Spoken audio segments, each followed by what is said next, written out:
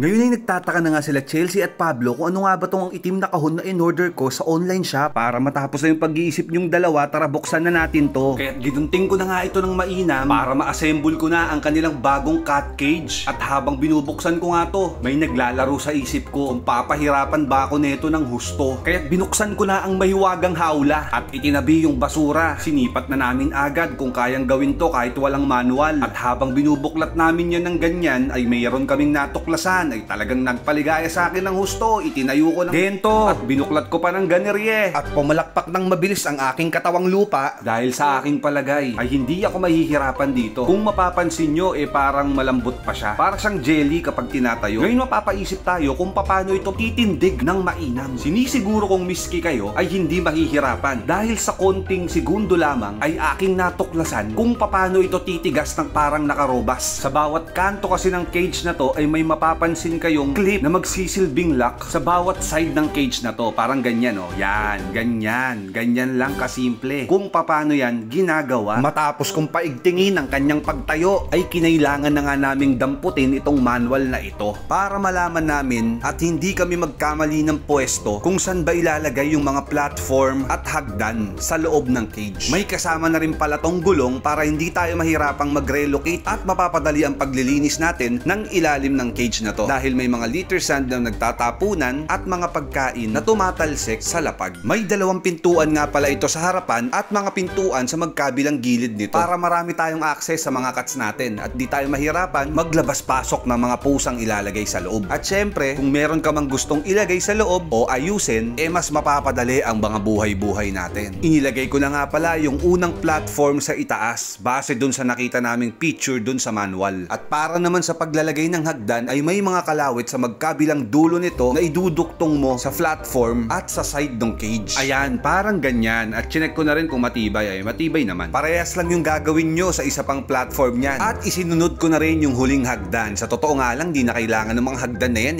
kaya naman nilang lundagin yan. May kasama rin pala itong maliit na duyan na ipinuwesto ko sa pinakatuktok ng cage. Para naman sa tanghaling tapat medyo sumarap-sarap ang siesta nilang dalawa. Baka sabihin kasi nila napakasama ng amo nila.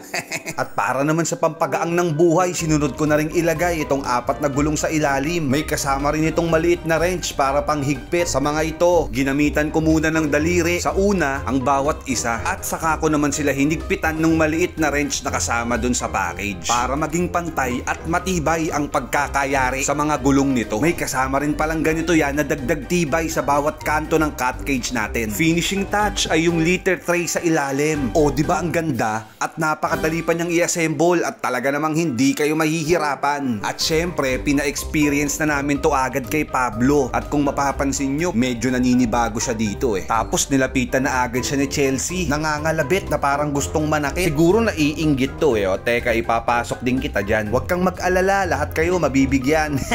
O diba? Siguro nagtataka tong dalawang to kung bakit sila naandito Dahil sanay silang magpagala-gala dito sa loob ng bahay. Kung naririnig nyo lang, umiiyak-iyak pa yan Pero syempre, kinalaunan nagustuhan naman nilang dalawa. Sa mga nagtatanong pala kung magkano yung presyo nito, nakadepende yan sa kung ilang layers at ilang centimeters yung trip nyong bilhin. Para mas detalyado at di na kayo magtanong-tanong ng kung ano-ano, ilalagay ko na lang yung link dito sa comment section. So paano? Hanggang sa susunod nating video. Maraming salamat sa mga nanood. At baka naman, i-follow and like and share mo na yan para updated ka sa mga parating nating mga bagong video. Salamat! Paalam!